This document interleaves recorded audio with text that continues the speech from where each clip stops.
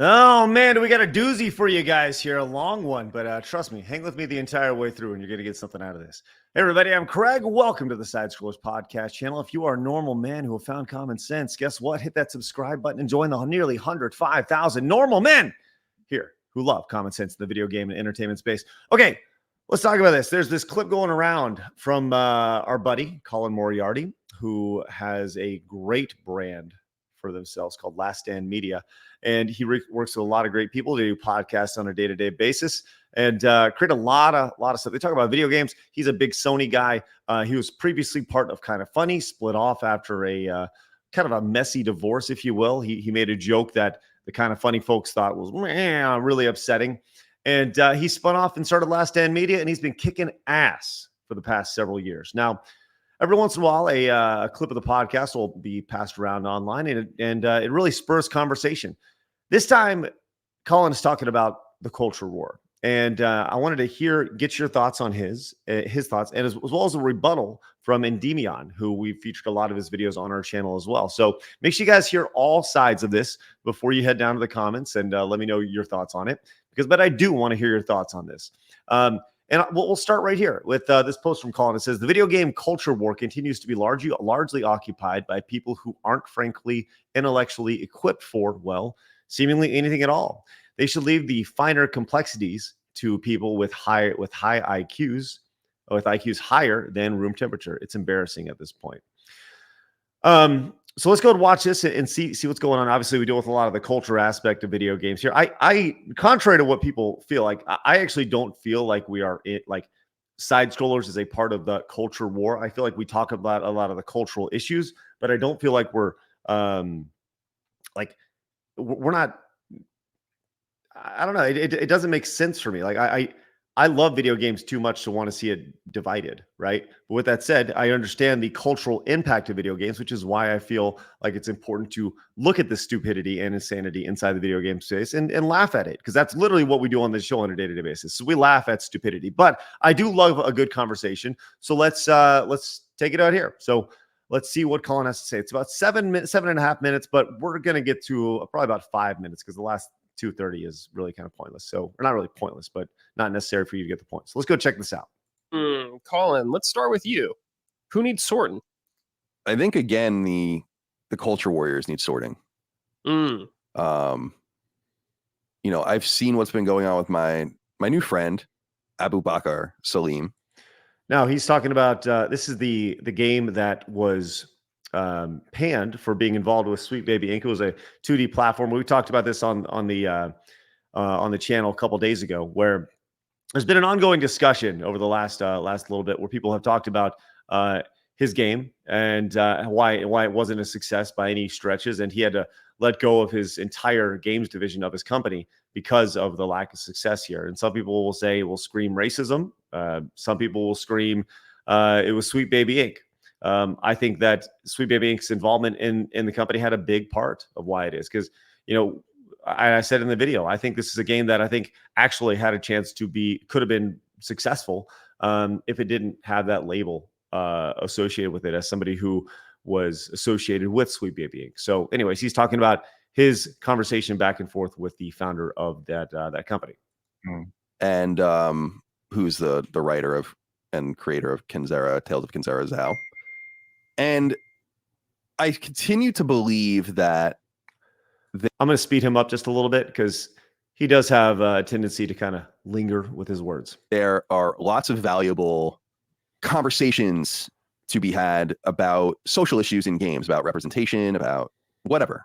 And I think that people that listen to these shows know that I'm actually a pretty conservative person on this point, I guess, in that I believe that representation for representation's sake is maybe even counterproductive, and rather what you want. And this is actually something that me and Abu Bakr talked about on our show we did together, where I was like, I use James Bond as an example, where I'm like, by the way, I don't think anything that Colin has said at this point anybody would disagree with. The idea of representation for representation's sake is pointless and can actually hurt.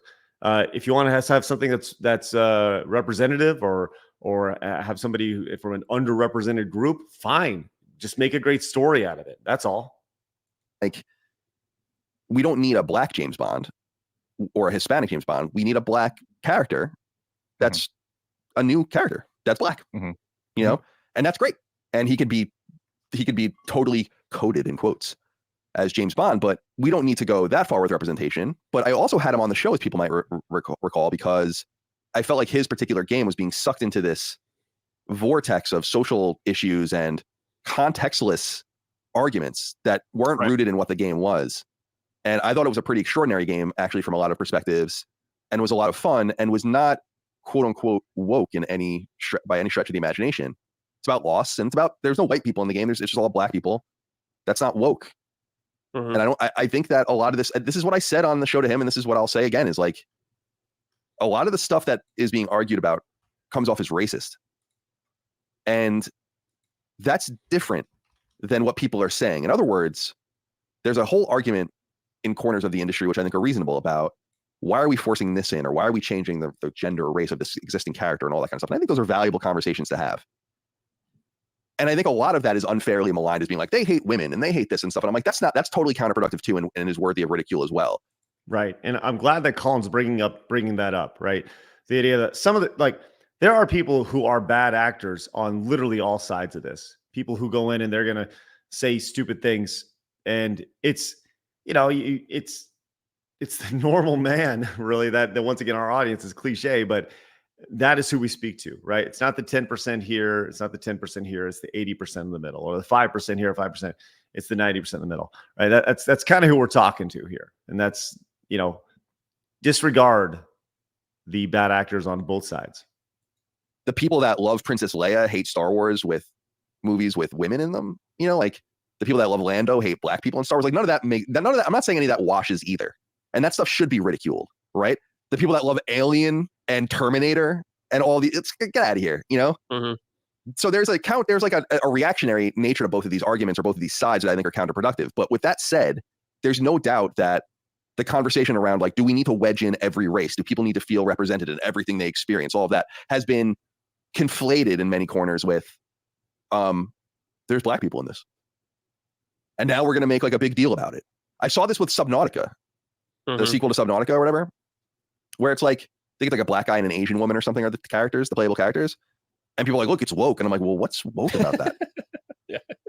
Like, I think you guys are losing the plot. And if you don't realize that it comes off as racist, and in some senses, I think is racist, then that's your right, I guess. But I'm going to call that out. I just think, where is the careful consideration of the facts? Where are the educated, interesting people that can talk about this with depth and can see through all of the nonsense to get to the issues at hand without coming off as bigoted or as dismissive?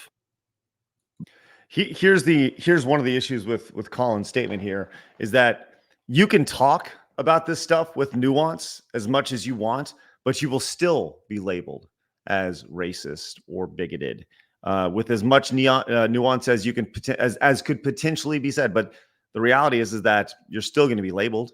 And I think that what Colin is saying is very wishful here. It's a very noble thought, but unfortunately, that's not reality. And that's the unfortunate truth of it. I wish it was. I wish that we could have these conversations. You guys know I'm a big advocate of conversation. As a matter of fact, I invited the guy he's talking about, the Tales of Gazzara creator, on the show. Would love to have him on. He preferred to have his conversations via X, and that's totally fine. But I think that, you know, it always goes back to, that should be something that we should be able to do. But in reality, that's not it. Let's continue on. Depending on what side you come on, you're on. So I just think that these people need to continue to be checked, because I think it is in this case the definition of reactionary. When you are reacting to, an Asian woman or a black person or whatever, just because they exist as these new characters. They didn't say, like, I don't know anything about Subnautica, but I think I played it. I don't really remember, to be honest. But it's like, oh, there's like a white male pilot or whatever, or captain, and in the first game, and then in the second game it's still him, but they just made him into a black guy. It's like, okay, that's weird, but that's not what happened here. So, like, why is your instinct to be upset about something? It's just like, is everything this bad? It can't be. I just don't believe it. And I think that we're like losing sight of obvious targets and things that are, so I've said this before. There's that video going around of that woman where it's being basically claimed that she just didn't hire any white people for her team, and that's racist. Mhm. And like that's the kind of shit that people should be like doubling and tripling and quadrupling down on, being like, who the fuck is this? How can you get away with doing this? Like blatantly illegal by American hiring practice. And I 100% agree with Colin in this, right? That is the targets that should be here. When you're saying I won't do this because of a skin color, I won't do this because like that's obviously illegal. And I think Colin is correct in this situation, right? And I would love to hear your thoughts on the idea of this being reactionary, right? We talk about a lot of things on our channel, especially during our live show, Monday through Friday, 11 a.m. Central Time. Hopefully you guys subscribe and come be a part of it. We try not to overreact. As a matter of fact, today on the show, we had a conversation just about this, the idea that there was a game announced and it was like, is this woke? Or is this going to be slop? Because the lead character was black. And I was like, well, let's just wait and see, And the argument that we heard was like, all we saw was the character in a 60-second, teaser of it. Right. But I also understand the idea that through your patience, that's where we've gotten to where we're at right now.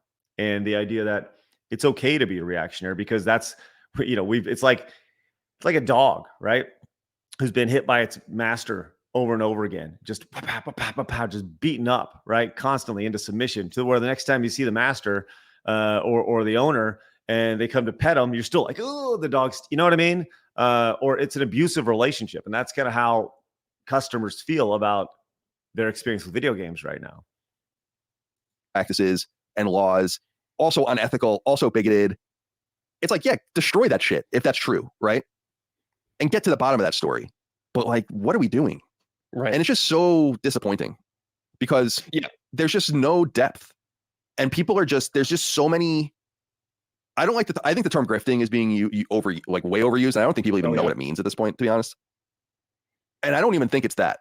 I think it's sheer mental retardation on a lot of people's points of view. Like there's like a lack of there's just people just don't know.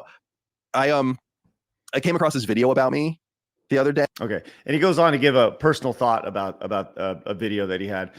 I don't think that it's mental retardation, right? I think that's really not accurate because I do know there's a lot of smart people in this space. They're just very passionate about speaking about the games that they love. Now, Endymion came in and he actually laid out some interesting points here. And now this is longer. And I'm gonna have this read like text to speech, but I gave it a nice English accent for everybody. So I want to go ahead and play this, and it's probably going to sound pretty goofy. I've never done this before, but hopefully it works out. But I figured if someone's going to read it, it should probably be this random person or this AI voice that can do it better than I can. So let's hear what Endymion had to say, and I'll stop and start as we go through. Hey, it's me from the future. I watched this, and the recording of the VO actually didn't work. So now you get a voice of me trying to read over the VO of it not working. It's a mess. Just roll with it. I do agree some parts of the culture war have gone off the deep end, and I've spoken to Salim, as well as he seems like a nice to me. That being said, his game aligned with a company that objectively made every game they've touched worse. Spider-Man, God of War, Alan Wake, Batman games going in, Suicide Squad, etc. So many franchises ruined, and for what? Never seems to end. We're losing so much what used to be considered great to the real grifting side of the industry, which is consulting companies, many of whom enter these spaces to create problems only to then offer solutions to said problems and then making profit off the grift. I think this is something that we've seen consistently across the board, where these companies go in, they create a problem, they get paid, and then they don't have to deal with the repercussions of it, right? The games bomb, as pointed out with Tales of Kanzara, right? The game bombed. They use Sweet Baby Inc. Sweet Baby Inc. doesn't see any negative outside of just being associated with it, right? They go in, they destroy these games just by association, and they're still made their money. And the people holding the bag are the people who develop the games. Spider-Man depicted New York City just fine without SBI. Then they come in and everyone talks like their voices are being HR approved, all just sanded off, and no real authenticity. Sounds a lot like the AI voice that I'm using right now. Shut up, man. Not real at all. And beyond that, the other pattern people notice is that things cannot be left alone to create something new, like you said with James Bond. Instead, things must be ruined to make way for new, objectively worse thing. Bond dies in the most recent movies. Spider-Man has been defeated, emasculated, and ruined to make way for Miles. Batman, for God's sakes, gets his fucking brains blown out while Harley Quinn says in an insidious tone, "It's our time now." Are some parts of the culture war overblown? Yes, I agree 100%. But we're dealing with a genuine demolishing of everything we love, torn down, made worse, and in some cases emasculated for what these grifters consultants consider better versions of the same character we had before. I think that we've seen this continuously, and Endymion gave some great examples right there along the way. I think this is a really strong, smart response to Colin, which Colin has not responded to this yet, but I would love to hear a response from Colin. I'd like to think I bring nuance to the conversation. Ultimately, let's be real. Salim's game, Zhao, proves this. His studio paid Sweet Baby Inc. to be a part of the game, right? They leave with the money and now he had to face the consequences. Yes. Where they do not. They already got paid. It's like Thomas Mahler of Moon Studios said, these consultancy companies never have to face the consequences of their decisions. People are losing jobs. Studios are closing down. And yet here it is, Sweet Baby Inc. gets to still exist despite what they do to these companies. How is that not fucked up? It's crazy. I'm not calling you out or attacking you. I just think that there's plenty of nuance to this conversation. And at this point, the only thing that will fix any of this complete rejection of these products by the power of the players. And players can... Blah, blah, blah, blah. There you go. Okay, look, you can read it for yourself. That's me reading horribly. Why is this so problematic, damn it? That was a really strong response by Endymion right there. And I would love to hear your thoughts about this down below. This is... Like I said, there is nuance to this conversation. I don't think you can just start yelling and screaming every time you see somebody that would traditionally be thrown into the DEI aspect of things. But I understand the reaction to that because of the example that I gave earlier. Anyways, let me know your comments. Or let me your thoughts about this down below. Keep it civil, obvious. I know I feel like I have a pretty good idea of how most of you are going to think, but I encourage conversation. And conversation is a great thing. So head on down to the comments. Let me know your thoughts. Hit the subscribe button and join. I got more videos coming up for you guys. Hit the subscribe button here. Go watch another video here. And head over to the realgameawards.com and become a voting member of the only award show that is built with you, nominated by you, and voted on by you. Appreciate you guys at the realgameawards.com. You guys have a great day.